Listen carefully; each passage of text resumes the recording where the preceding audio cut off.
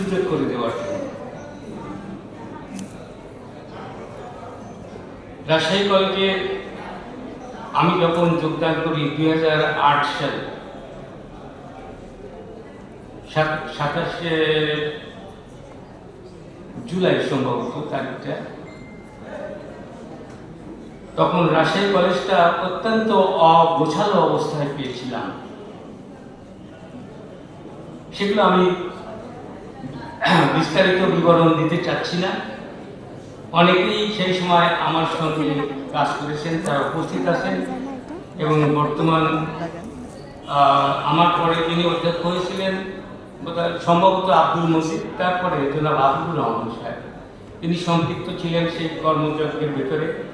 আমি দেখলাম যে আমার জন্য দুটো অপশান, একটা হলো যে কলেজ থেকে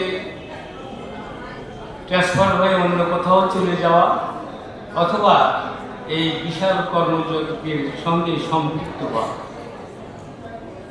কারণ কলেজটা অত্যন্ত খারাপ অবস্থায় আমরা পেয়েছিলাম। পরীক্ষার হলে নকল হতো, প্রশাসনের ছাত্রদের অংশীদারত্ব এবং সবকিছু খারাপ, যতগুলো দিক ছিল সবই ছিল। কলেজ ঐতিহ্যবাহী রাজশাহী কলেজ ঐতিহ্যের চলাঞ্জলি দিয়ে একেবারে খুব নিম্ন স্তরে পৌঁছে গিয়েছিল।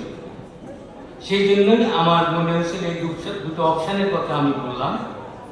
আমি এই দ্বিতীয়টাই বেছে নিলাম, যে রাজশাহী কলেজ থেকে আমি চলে যাব না। এখানে যে কাজগুলো আছে এই কাজগুলো নিজের স্বচ্ছতা বজায় রেখে, নিজের হাত মন পরিষ্কার রেখে, শিক্ষকদের সহযোগিতায় এখানে এই খারাপ অবস্থার উত্তরণ ঘটানো যায় কিনা। It was indeed a very big challenge, small man with a big challenge. আমি এই চ্যালেঞ্জটাকে বেছে নিলাম এবং আব্দুর রহমান সাহেব একটা কথা বলে গেছেন, কথাটার বাকি অংশ তিনি বলেন নাই, আমাকে দিয়ে বলানোর জন্য, যে স্যার আমাদেরকে কামলার মতো খাটিয়েছেন। তো কথাটা সত্য, কিন্তু আমি কি করেছি, চেয়ারে বসে থেকে হুকুম করেছি না আমি নিজেও কামলার সরকার ছিলাম, এই কথাটা বলতে ভুলে গেছি। তো আর আরেকটা বিষয়, জোর করে কাউকে কাজ করানো যায় না, এটাও সত্য। আমরা কলেজে সাংস্কৃতিক অনুষ্ঠান করব যেদিন, তার আগের দিন প্রচন্ড ঝড় বৃষ্টি, এবং মনে হচ্ছিল যে এই বৃষ্টি 2-1 দিন থামবে না। কিন্তু পরের দিন লোকজনকে দাওয়াত করা হয়েছে, শিক্ষা সচিব আসবেন ঢাকা থেকে, আমাদের বিশাল আয়োজন, তাবু ফাটানো হয়ে গেছে সব কিছু। তো আমি বাড়িতে বসে থেকে আল্লাহর কাছে আমি কান্নাকাটি করতে লাগলাম, যে আল্লাহ তুমি আমাকে অসম্মান করো না, এই আয়োজনটা যাতে বন্ধ হয়ে না যায়, তুমি আমাকে সাহায্য করো। আমি সকালে 8টার দিকে কলেজে আসছি, বৃষ্টি থেমে গিয়েছে শেষ রাতের দিকে। দেখি হবিবুর রহমান সাহেব তিনি তাঁবুর আশেপাশে ঘোরাফেরা করছেন একা, মাথার চুল উস্কো খুস্কো, রাতে ঘুম না হওয়ার জন্য, সারা রাত জেগে থাকার জন্য ফেসের যে একটা চেহারা দেখা যায়, সেই চেহারা আমি দেখে তাকে এগিয়ে আসলো আমার দিকে। আমি বললাম, আপনি এখানে এত সকালে বাসা থেকে কেন এসেছেন? তো আমি বললাম ইংরেজিতে যে your face gives a haggard look, ইংরেজিতে ওই সারা রাত ঘুম না হলে যে চেহারা হয় ফেসে, ইংরেজিতে বলে হ্যাগার্ড, হ্যাগার্ড লুক। আমি বললাম যে আপনাকে এরকম মনে হচ্ছে, কি ব্যাপার? তো বললো, স্যার আমি বাড়ি থেকে আসিনি, আমি সারা রাত এখানে তাঁবু পাহারা দিচ্ছিলাম। আমি তাকে বলিনি পাহারা দিতে, সে নিজে থেকে ভলান্টারি সে কাজ করতো এবং কাজে উৎসাহী ছিল। আমি তো কোনোদিন সন্ধ্যার আগে বাড়ি যেতে পারিনি, কোনো কাজ পেন্ডিং রাখতাম না। মাগরিবের নামাজ পড়তে যখন দাঁড়িয়েছি, তখন দেখি হবিবুর রহমান এসে আমার পাশে দাঁড়িয়েছে, সেও নামাজ পড়বে, অর্থাৎ সে আমার সাথে সাথে আছে। এরকম অনেকেই করেছে। তো সবাই স্বতঃস্ফূর্তভাবে সম্পৃক্ত হয়েছে যখন, তখন তারা আমাকে উৎসাহ দিয়েছে, কাজের গতি বেড়েছে, অনেক কাজ করা হয়েছে। সে সম্পর্কে আমি একটা কথাও বলতে চাই না। আমরা কলেজের এই সার্বিক অধপতনকে উত্তরণ ঘটাতে সক্ষম হয়েছিলাম, এবং আমি এটা করতে সক্ষম হয়েছিলাম বাই দি গ্রেস অফ আল্লাহ, এবং with the same teachers home the other principles work with. আমি কোনো প্রফেসরকে বা কোনো শিক্ষককে বাইরে থেকে ইনভাইট করে আনিনি। মোটিভেশনটা আসে প্রথম ব্যক্তি যিনি চেয়ার দখল করে থাকেন, অধ্যক্ষের চেয়ার, সেখান থেকে মোটিভেশনটা আসে।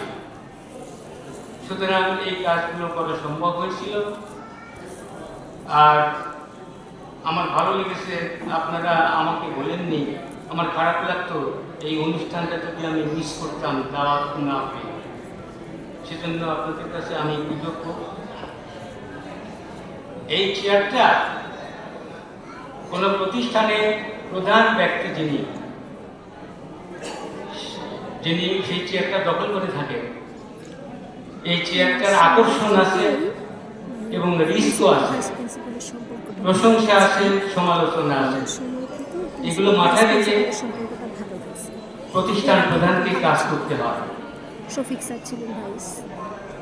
তো যিনি চিন্তা করবেন যে আমি কাজ করব, আমার মন হাত সব কিছু পরিষ্কার, আমি কাজ করব, সবাই সহযোগিতা করবে। অনেকের ভেতরে সহযোগিতার মন নাও থাকতে পারে, অধ্যক্ষকে বা প্রতিষ্ঠান প্রধানকে সেগুলোকে ইগনোর করে চলতে হয়। মানুষের মন সীমাবদ্ধ, মানুষের হাত সীমাবদ্ধ, প্রতিদানের মন বাই নেচার সীমাবদ্ধ, প্রতিদান ঠিক নাও আসতে পারে। এগুলোর প্রত্যাশা করা সঠিক নয়, তাহলে সেই অধ্যক্ষ বা প্রতিষ্ঠান প্রধান আহত হবেন। প্রত্যাশিত প্রতিদান না পেলে তিনি আহত হবেন, তিনি কাজ করে যাবেন, সহযোগিতা আসবে, আর প্রতিদান আসবে।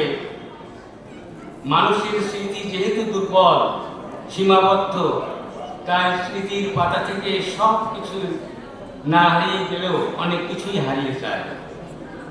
কিন্তু মহা হিসাব রক্ষক, যিনি সমস্ত বিশ্বের অভিভাবক, সৃষ্টিকর্তা, সেই মহান হিসাব রক্ষকের খাতায় সব কিছু পুঙ্খানুপুঙ্খভাবে লিপিবদ্ধ থাকে।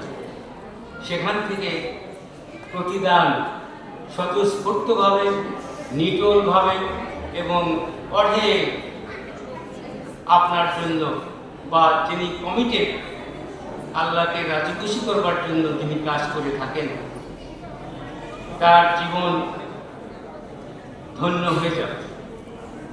তা আমি অত্যন্ত স্পর্শকাতর মানুষ, আমি অত্যন্ত সেন্সিটিভ মানুষ। তা হলেও ওই চেয়ার আমাকে ধৈর্যশীল করেছিল এবং আমি এগুলোকে ইগনোর করতে সক্ষম হয়েছিলাম।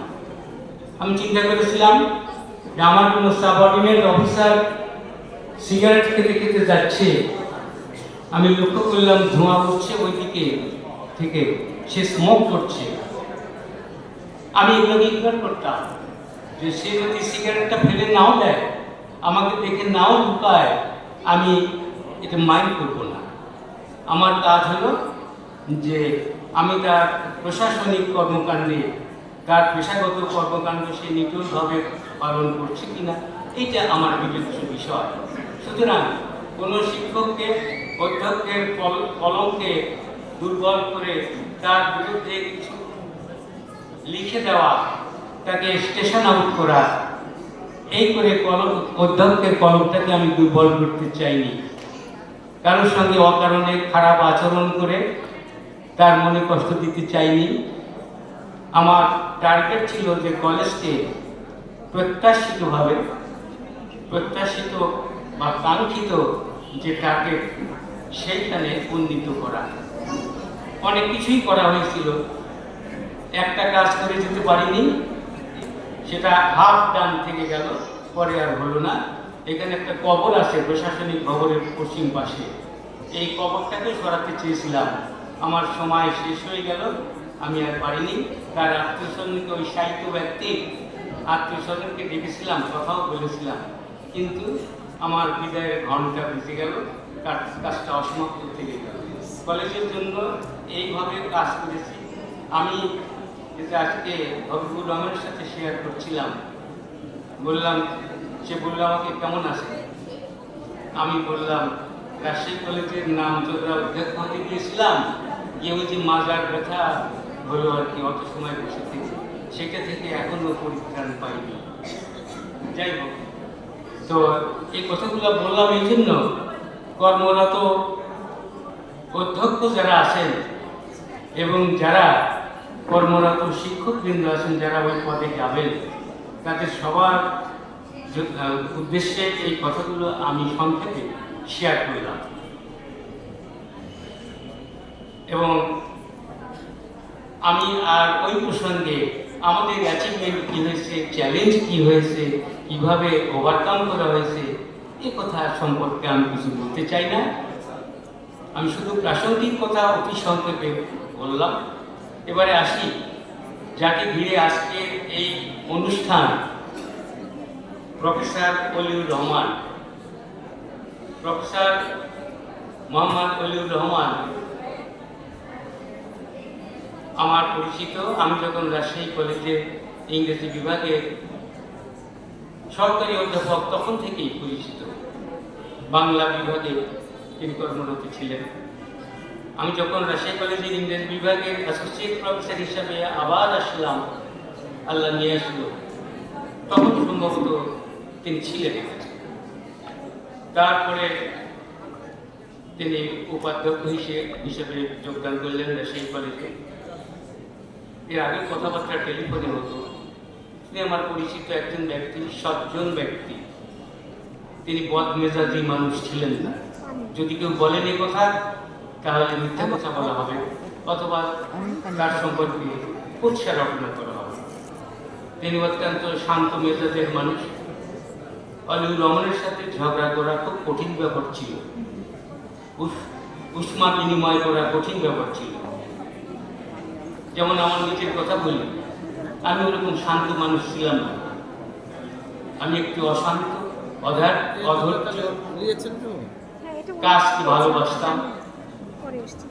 পেশাগত জীবনে রাজশাহী কলেজের যখন শিক্ষক ছিলাম, ভালো লাগতো দেখি আমার ক্লাসে বিশ্ববিদ্যালয়ের কিছু ছাত্র এসে পেছনে বসে আছে, ক্লাস করছে, ভালো লাগতো।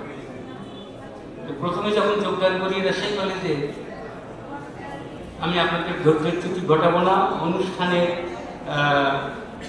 আরো অনেক পর্ব বাকি আছে, আমি অল্প সময়ের মধ্যে শেষ করি। তো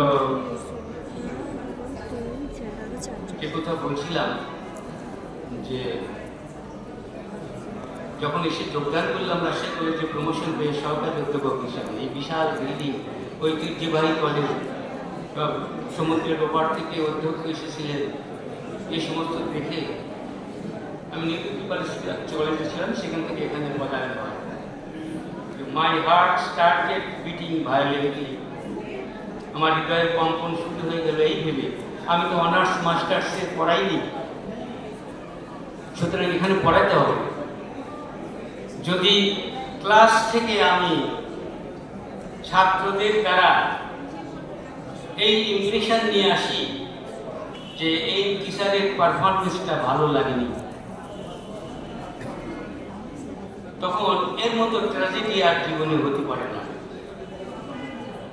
তো আমি মাস্টার্স অনার্স পড়াইনি, আমি এগুলো সব ঝেড়ে ফেললাম, ঝেড়ে ফেলে ডিটারমিনেশন নিলাম নিজেকে প্রস্তুত করবার জন্য রাজশাহী কলেজের সঙ্গে মানানসই হিসাবে একজন শিক্ষক হিসেবে নিজেকে গড়ে তোলার জন্য আমি পড়াশোনা শুরু করলাম।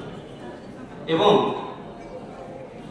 উইদিন 3 or 4 months আমার কানে আসতে লাগলো, I M a popular teacher. আমি তখন আনন্দে আপ্লুত হওয়ার আগে আমার দুঃখ লাগলো এই জন্য যে না, আমি অত পপুলার টিচার তো হতে পারিনি এখন, তাহলে এটা হলো কি করে? তখন ভাবলাম যে আগে সেই যে কলেজের যে স্ট্যান্ডার্ড ছিল, সেই স্ট্যান্ডার্ডের ঘাটতি ঘটেছে, নিম্নে এসেছে। এই জন্য শামসুল হকের মতো একজন শিক্ষক এত তাড়াতাড়ি রাজশাহী কলেজে যে বিকাম পপুলার টিচার, সাহস আরো বেড়ে গেল। তার আর সমস্যা নাই, এটা বাস্তব কথা। যাই হোক, এই অভিজ্ঞতার কথা বললাম। এবং ওয়ালিদুর রহমান সাহেবের কথা যেটা বলছিলাম, বিনয়ী এবং কথাবার্তা তিনি কম বলতেন, যেটা বলতেন কনস্ট্রাকটিভ কথাবার্তাই বলতেন। আমার আন্ডারে তিনি চাকরি করেননি, তাকে নিবিড়ভাবে পর্যবেক্ষণ করা আমার পক্ষে সম্ভব হয়নি একজন মানুষ হিসাবে। এবং শিক্ষকদের কাছে তার সম্পর্কে অযোগ্য শিক্ষক এ কথা আমি শুনিনি, আমার কানে আসেনি।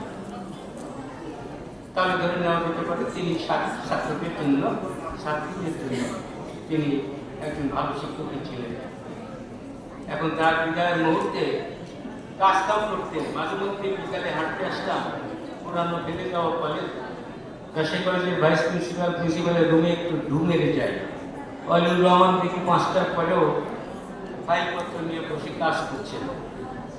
আমার সাহিত্য সেখানে দীর্ঘায়িত আমি করিনি, ডিস্টারবেন্স হবে, কাজ করব, আমি 2-4টি কথা বলতে চলে গেছি। এই জন্য তাকে ধন্যবাদ জানাতে হয়। তারপরে আজকে শুনলাম, এখানে আসার আগে শুনলাম সন্তান মৃত্যুকে তিনি ভালোভাবে মানুষ করেছেন, জীবনের ভালো স্টেশনে তাকে পৌঁছে পেরেছেন, একজন সফল বাবা। এই জন্য তাকে ধন্যবাদ দিচ্ছি। এবং এখানে উপস্থিত সবার কাছে এবং বিদায়ী শিক্ষক, বিদায়ী উপাধ্যায় ওয়ালিদুর রহমান সাহেব, সবার কাছে বিনীতভাবে আমি আমার চলার পথে যাদের সাথে চলেছি, আজকে আনুষ্ঠানিকভাবে এই সুযোগটা আমি নিচ্ছি। আমার চলার পথে আপনাদের সাথে কারুর মনে, আমার মনের অজান্তে যদি কোনো সময় কারোর মনে আঁচড় দিয়ে থাকি সামান্যটুকু, আমাকে আপনারা ক্ষমা করে দেবেন। এবং আপনাদের ব্যাপারে, কারোর ব্যাপারে আমার কোনো রিজার্ভেশন নাই, কারোর বিরুদ্ধে কোনো অভিযোগ নাই। আপনারা আমার জন্য দোয়া করবেন, আমি যেন সুস্বাস্থ্য নিয়ে আপনাদের অবগতি জানার জন্য জানাচ্ছি। আল্লাহর আশীর্বাদে আজ পর্যন্ত আই এম রানিং 71। আজ পর্যন্ত আমি চলছি, ভালোভাবে চলছি, ভালো আছি, উইদাউট মেডিকেশন। কোনো ওষুধপত্র আমার খাওয়া লাগে না তেমন, মাঝে মধ্যে কিছু ওষুধ খাওয়া লাগে। আজকে একটু প্রেসক্রিপশন করলাম আমাদের প্রাক্তন উপাধ্যায় ডক্টর গোলাম আকবর স্যারের জন্য।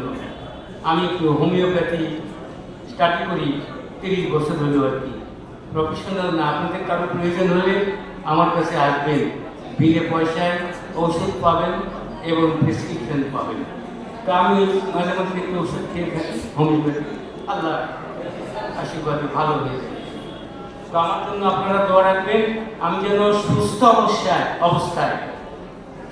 অবস্থায় যেভাবে আসি, এই অবস্থায় আমার প্রভুর কাছে আমি প্রত্যাবর্তন করতে পারি। আপনাদের জন্য আমার দোয়া থাকলো, আশীর্বাদ থাকলো। সবাই ভালো থাকেন, সুস্থ থাকেন। আল্লাহ হাফেজ।